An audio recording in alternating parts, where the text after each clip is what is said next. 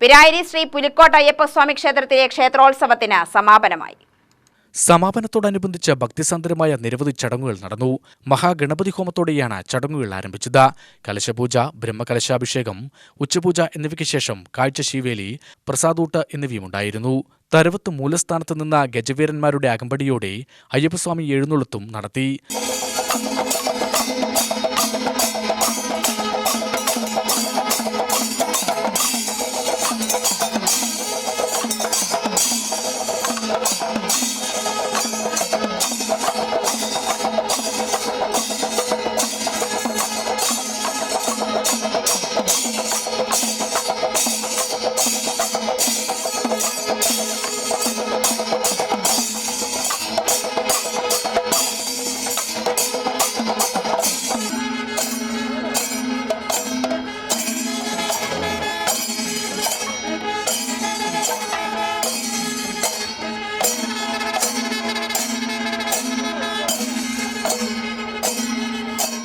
നിരവധി ഭക്തർ ആഘോഷത്തിന്റെ ഭാഗമായി.